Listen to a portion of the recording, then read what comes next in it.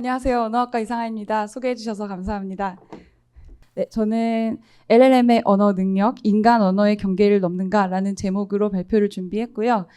굳이 말하자면 인간과 기계의 경계를 이야기해볼까 하고 시작을 한 것인데 결국 언어 모델, 라지 랭귀지 모델을 다루면서 인간의 언어와 기계가 생성해낸 언어의 경계에 대해서 얘기를 해보려고 가져왔습니다. 그래서 많이 보시는 화면이실 텐데 챗GPT에다가 이제 이러이러한 제목으로 강연을 할 건데 도입 부분을 한번 써봐라 이렇게 얘기를 해봤습니다. 왜냐하면 어떻게 시작할지를 모르겠고 지금도 말하면서 어떻게 말하지? 약간 이런 생각이 좀 들어서 이제 그렇거든요. 근데 보시면은 이제 가운데 줄 사이에 들어있는 부분이 도입부라고 챗GPT, 그러니까 GPT-4.5가 만들어낸 그런 결과물이고 마음에 드실지 모르겠습니다. 왜냐하면 굉장히 이제 플루언트하게 말을 막 하고 있는데 어떻게 보면 조금 좀 어색하게 좀 이렇게 쓰는 게 맞나 싶은 내용일 수도 있고 쓰기에는 굉장히 또 플루언트하게 잘 말하고 있다 이제 이렇게 볼 수도 있고 그렇기 때문에 제가 느끼기에는 이것이 오늘 제가 말씀드릴 내용의 좀 요약이라고 할 수 있을 것 같아요. 이제 LLM, 이제 언어 모델의 능력이 어디까지 왔냐라고 한다면 이런 느낌으로 이제 꽤 플루언트하게 왔는데 인간이 보기에 인간만이 알 수 있는 관점에서는 약간 어딘가 부족한 것 같기도 하다. 이제 이런 정도의 이제 지점에 왔다고 저는 보고 있습니다. 그래서 원래는 이거를 숨겨놓고 그냥 읽고 사실은 챗GPT가 썼습니다 이렇게 말하려고 했는데 좀 티가 나는 것 같아요. 그래서 이런 정도로만 하려고 하고 먼저 LLM이라고 제목에도 써드렸는데 라지 랭귀지 모델을 줄여놓은 이제 이름이라고 볼 수 있겠습니다. 대규모 언어 모델이라고 번역해서 쓰고 있고요. 이거는 방대한 양의 데이터, 특히 텍스트 데이터 중심으로 이런 데이터를 학습해서 훈련을 시켜서 인간 언어를 이해하고 생성하도록 하는 인공지능 모델이라고 할 수 있고요. 텍스트, 이미지, 스피치, 테이블, 기타 등등의 데이터를 받아와서 이거를 트레이닝을 시켜가지고 하나의 파운데이션 모델을 만들고 나면은 이걸 이용해서 뭐 퀘스천 앤서링, 센티멘트 애널리시스, 뭐 정보 추출, 이미지 캡셔닝 등등의 기능을 수행할 수 있도록 어댑테이션을 할 수 있는 이제 그런 구조라고 볼 수 있겠습니다. 그래서 이 LLM은 오토리그레시브 랭귀지 모델이라고 얘기를 하는데 이걸 이제 간단하게 뭐라고 말을 하냐면 이전에 존재하는 단어들의 연속성을 바탕으로 그 다음에 나타날 단어의 이제 존재를 예측하는 방식의 언어 모델이다. 이런 특성을 갖는다라고 줄여서 말해볼 수 있습니다. 오른쪽 아래의 그림을 보시면요. Next Word Prediction이라고 하고 그림이 나와 있는데 이게 이런 오토리그레시브 랭귀지 모델로서 GPT로 대표되는 이런 라지 랭귀지 모델의 학습 방식을 단적으로 드러낸 그림이라고 볼 수 있겠습니다. 그래서 The boy went to the라는 단어들의 연쇄가 주어졌을 때 그 뒤에 올 단어가 무엇인지를 확률적으로 계산해서 예측을 하는 거예요. 그래서 The boy went to the cafe가 올 확률 0.1, hospital이 올 확률 0.05, playground가 올 확률 0.4 등등으로 해서 이제 모델이 가지고 있는 캔디데이트 단어 전체에 대해서 이렇게 확률을 계산합니다. 그리고 나서 이 중에서 가장 확률값이 높게 계산되는 거, 그림에서는 플레이그라운드가 가장 높게 계산되죠. 그러면 The boy went to the 다음에는 플레이그라운드가 온다라는 것을 모델이 결정해서 이제 모델 프리딕션으로 내놓는 것입니다. 그래서 모델에게 뭐 The boy went to the라는 연쇄가 주어졌을 때 뒤에 올 내용들을 쭉 이어 붙여서 문장을 완성해봐. 그러면 playground를 선택하고 그럼 그 다음에는 또 The boy went to the playground까지 인풋이 들어왔을 때 그 다음에 올 단어가 뭔지를 확률적으로 또 계산해서 선택하고 이제 이런 식으로 이어지는 그런 흐름으로 이제 태스크가 이루어져 있습니다. 그래서 이것을 이제 The boy went to the와 같은 인풋으로 들어오는 단어들의 연쇄를 이제 방대한 텍스트 데이터를 이용해서 세팅을 합니다. 그래서 방대한 텍스트 데이터라는 것은 뭐 뉴스 기사, 신문 뉴스 기사네요. 네, 그리고 책이나 뭐 여러 가지 위키피디아 데이터 이런 것들로부터 수집한 굉장히 다양한 단어와 프레이즈로 이루어져 있는 코퍼스를 이야기합니다. 그 코퍼스 안에서 어떤 단어 뒤에 어떤 단어가 오느냐, 또 어떤 단어 뒤에 어떤 단어가 나타나느냐 이것을 이용해서 문장의 맥락을 학습하게 되는 것이고 다시 말해 단어 간의 통계적인 관계와 문맥적인 의미를 파악하는 그런 흐름이라고 볼 수 있겠습니다. 그래서 이러한 다양한 언어 자료를 통해서 언어 구조, 문법 규칙, 문화적 맥락 뭐 이런 식의 보편적인 언어 지식을 내재화해서 언어와 관련된 패턴을 학습하는 그리고 그에 기반해서 완전히 새로운 인풋, 입력이 들어와도 유연하고 적절하게 마치 이해하고 있는 것처럼 적절한 출력을 생성하도록 만드는 것. 이것이 LLM의 현재의 위치 그리고 능력이라고 볼 수 있겠습니다. 그래서 이런 LLM을 가지고 언어 능력에 기반해서 이것저것 시켜봤는데 꽤 잘하더라, 인간과 유사하거나 인간을 뛰어넘는 언어 능력을 보이더라 라고 하는 것이 여러 가지 관찰이었는데요. 다양한 테스트 데이터 또 벤치마크를 이용해서 이제 LLM을 테스트를 해보고 시험을 보게 하고 이런 식으로 많이 평가를 했는데 AGI EVAL이라는 벤치마크가 있습니다. 여기 여러 가지 표준화된 시험, 그러니까 뭐 SAT, LSAT, 뭐 변호사 시험, 뭐 또 보시는 것과 같이 이런 중국 대입 시험 이런 것들을 가지고 LLM이 시험을 보게 해가지고 사람하고 점수를 비교한 것입니다. 그래서 밑에 그래프 보시면은 푸른색으로 되어 있는 그래프가 사람 점수고 노란색으로 되어 있는 거, 주황색으로 되어 있는 거, 또 가운데 있는 그래프 이것들이 GPT 계열의 모델들의 점수인데요.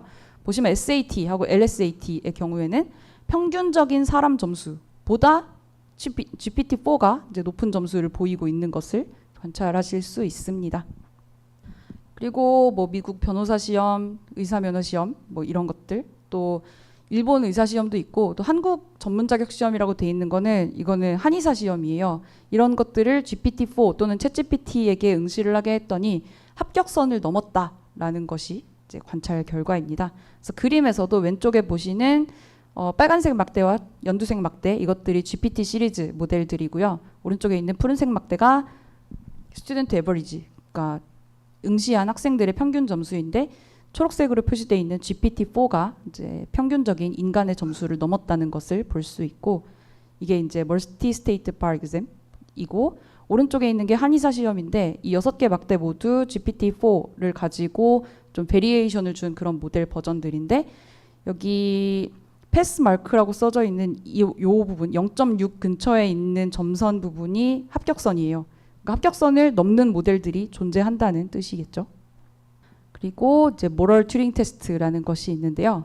아하로니 그러니까 조지아 대학교의 어떤 연구팀에서 수행한 튜링 테스트인데, 튜링 테스트는 아마 많이 들어보셨을 것 같아요. 인간과 기계의 제너레이션 응답 뭐 이런 것을 사람이 비교를 해가지고 실험 참여자들이 구분을 해서 뭐 이게 인간의 응답이다, 이게 기계의 응답이다, 이것을 구분을 못하면 해당 모델이 튜링 테스트를 통과했다고 하잖아요.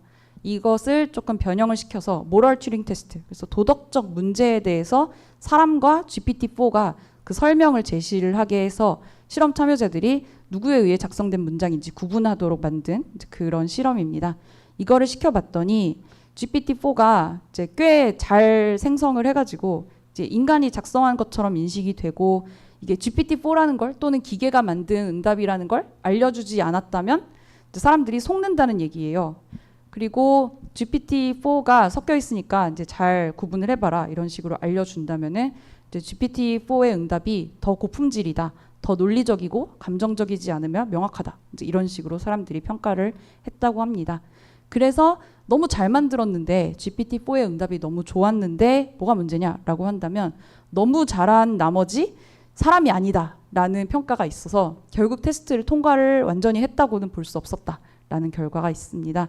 그래서 아래에 보시는 것은 이제 특정한 도덕적 문제에 대해서 이것이 이제 왜 도덕적으로 문제가 되는지에 대한 이유를 제시하도록 시킨 건데, 이제 A 응답이 사람, 대학생이 작성한 응답이고 B 응답이 컴퓨터가 이제 GPT-4가 작성한 응답인데 B의 응답이 좀 더 이제 논리적이고 감정적이지 않으면 명확하다 이런 식으로 느껴지실 수도 있을 것 같습니다.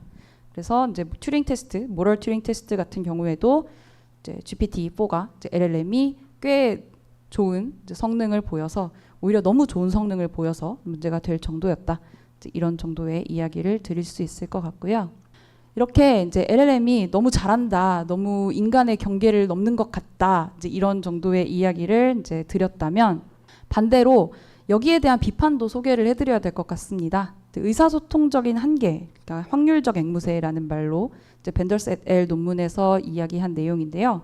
이 LLM은 생성을 잘하긴 하는데 이런 단어와 문장을 생성할 때 의사소통적인 의도를 가지고 있지는 않다는 점을 지적하고 있습니다. 이러한 모델들은 의미를 고려하지 않고 단순히 통계적인 거, 이 단어 다음에 통계적으로 이 단어 다음에 확률적으로 이 단어, 이런 식으로 선택을 하기 때문에 그 패턴에만 기반해서 그냥 언어를 그래 보이게, 그럴듯해 보이게 생성할 뿐이다 라고 지적할 만하다는 것이죠. 그래서 LLM의 학습 데이터는 아까 말씀드렸던 것처럼 위키피디아, 책, 뭐 뉴스 기사 이런 데서 수집해온 것을 가지고 넥스트 월드 프리딕션을 한 것이기 때문에 실제로 청자와의 의사소통에서 발생하는 맥락과 의도가 반영되지 않았을 위험이 있다라고 지적이 되고 있습니다. 그래서 계속 말씀드리지만 LLM은 언어 데이터를 단순히 확률적으로 조합해서 마치 의미 있는 것처럼 보이게 할 뿐 실제로 의미를 이해하지는 못하는 것 같아서 확률적 앵무새, 스토캐스틱 패러시라는 비판을 받고 있고요.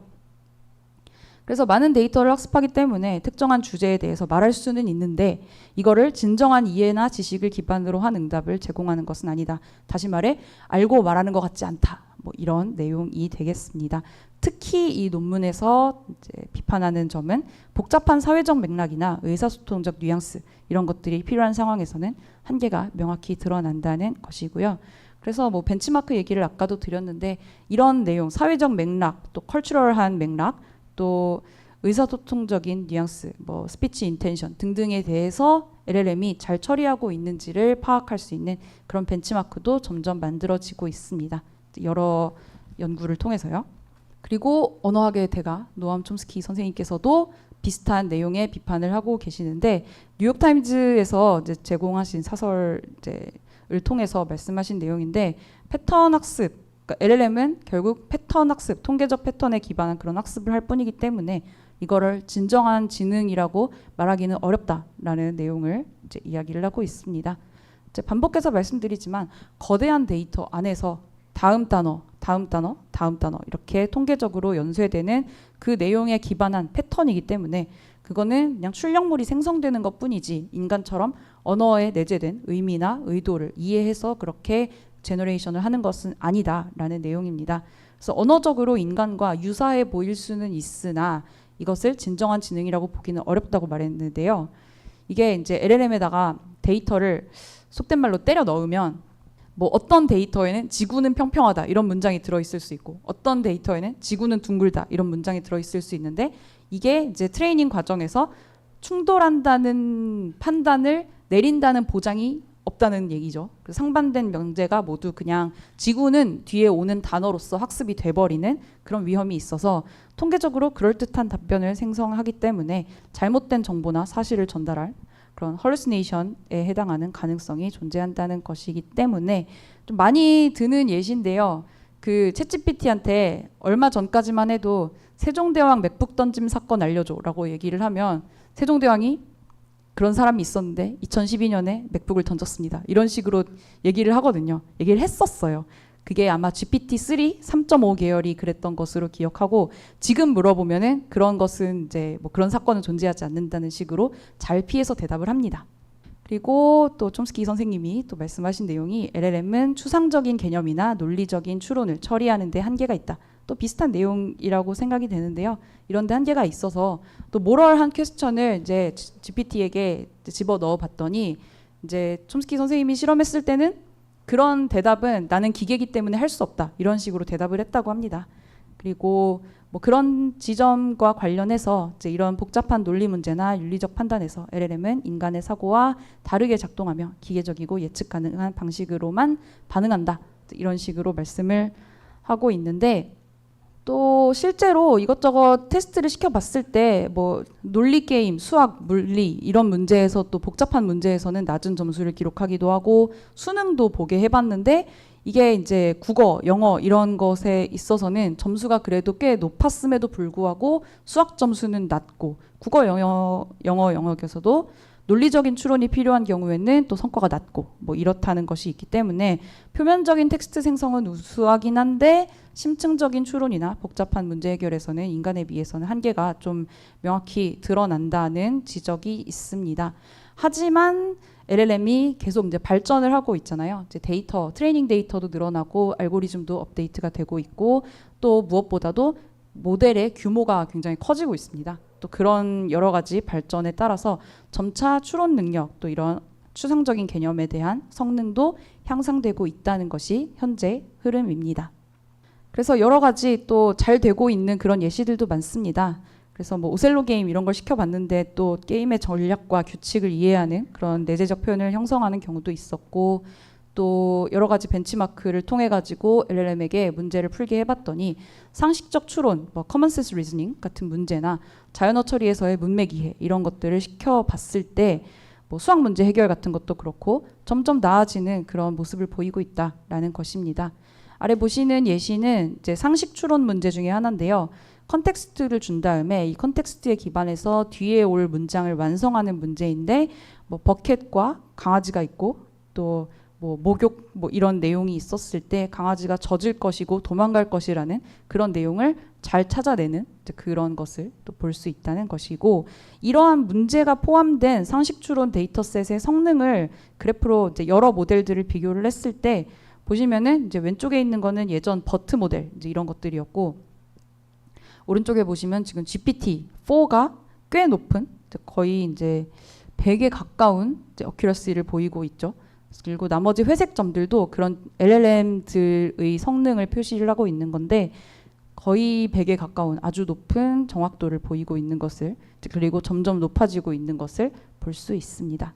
그러면 이제 저는 언어학을 공부하는 사람이기 때문에 언어학적 능력에 대해서는 어떨까 하는 생각이 들었는데요. 이제 LLM이 언어를 표면적인 형태를 넘어서서 그런 내재적인 구조, 언어적 지식을 이제 얼마나 이해할 수 있는가, 또 이걸 알고 나서 언어를 생성해서 말을 하는가, 이제 이런 거를 또 알았으면 좋겠다 이런 생각이 들어서 연구를 찾아보고 또 연구를 하는 중입니다.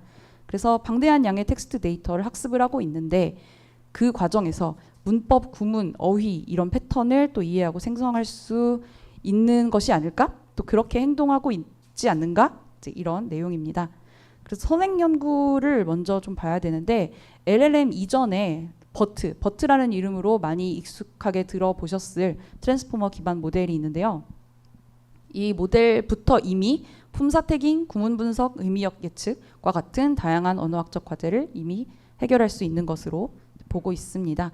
그래서 아래 보시는 그래프는 어텐션 웨이트 패턴을 보여주고 있는 건데요.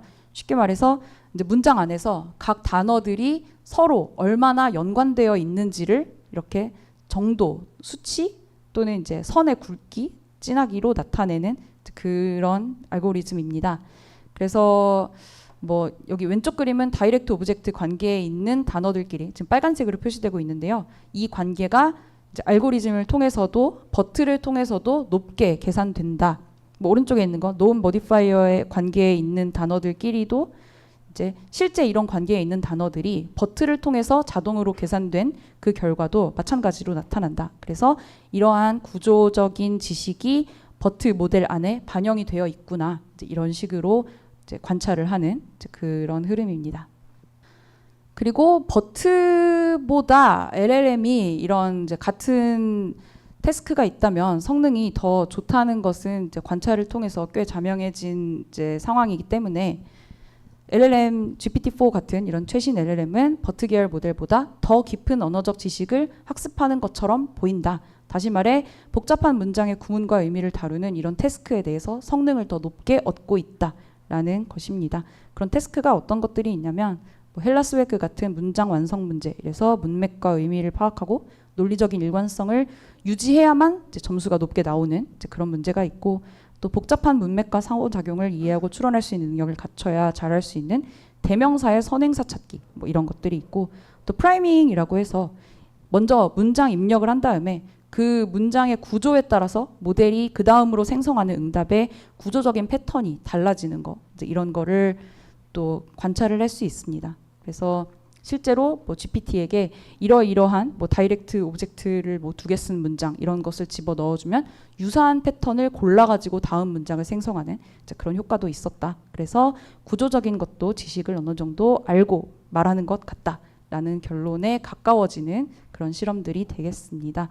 그래서 그때는 이제 그런 능력을 어떻게 판단할 수 있는가 하는 방법론 같은 것들인데요. 아까 말씀드린 어텐션 메커니즘이 있고 또 뉴런 활성화, 뉴런 액티베이션 이래가지고 언어 모델 안에 있는 여러 뉴런들 중에 특정한 것이 언어적 지식의 특정 측면, 다시 말해 시제, 뭐 주어 목적어 관계 이런 것들을 담당해서 활성화를 하는 이제 그런 거를 관찰할 수 있었다라는 논문들도 있고 또 꽤 클래식하지만 이제 언어 모델을 이루는 여러 층이 있는데 그 각 층이 언어적 정보의 처리 수준을 다르게 그러니까 뭐 하위층은 문법 규칙, 뭐 어휘, 중간층은 신택틱한 정보, 후반층은 또 의미 해석, 뭐 시멘틱한 정보, 프래그매틱한 정보 이런 것들을 담당하는 경향이 있다라는 것을 버트 시절에도 관찰을 했고 LLM에 와서도 관찰을 하고 있어서 이런 종류의 여러 가지 접근 방법을 통해 가지고 이제 언어학적 능력을 판단해 볼 수 있겠다는 것입니다.